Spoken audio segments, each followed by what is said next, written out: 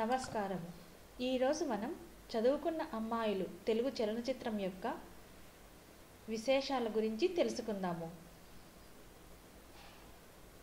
ఇప్పుడు తారాగణం నాగేశ్వరరావు, సావిత్రి, కృష్ణకుమారి మరియు ఇతరులు.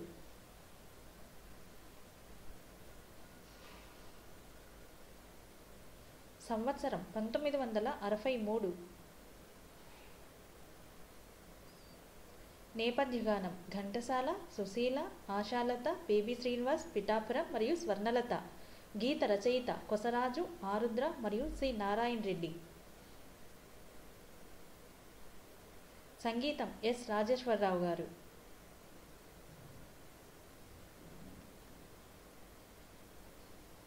దర్శకత్వం ఆదుర్తి సుబ్బారావు.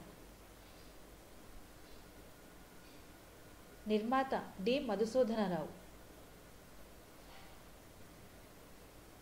మాటలు త్రిపురనేని గోపీచంద్.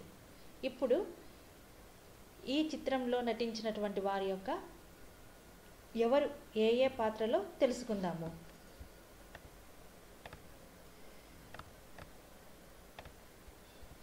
ఇందులో శేఖర్గా అక్కినేని నాగేశ్వరరావు గారు, సుజాతగా సావిత్రి, వాసంతిగా కృష్ణకుమారి, ఆనంద్గా పద్మనాభం, బ్రహ్మానందయ్యగా రేలంగి గారు, వర్ధనంగా సూర్యకాంతం అనగా రేలంగి భార్యగాను నటించారు.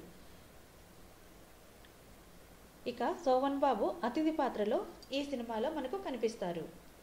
ఈవి సరోజ లతగాను నటించారు.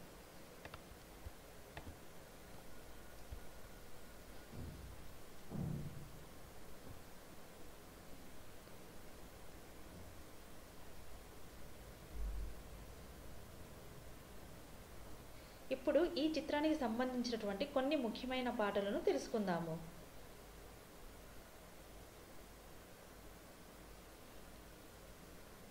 ఆడవాళ్ళ కోపములో గానం ఘంటసాల, సుశీల, రచయిత ఆరుద్ర.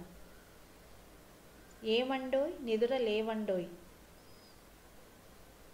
ఇక మూడవ పాట ఏమిటే ఈ అవతారం, గానం పిఠాపురం, స్వర్ణలత, గీత రచయిత కొసరాజు గారు. ఇక నాలుగవది కిలకిల నవ్వుల, గానం ఘంటసాల, సుశీల, గీత రచయిత సి నారాయణ రెడ్డి గారు. నీకో తోడు కావాలి, గానం ఘంటసాల మరియు సుశీల.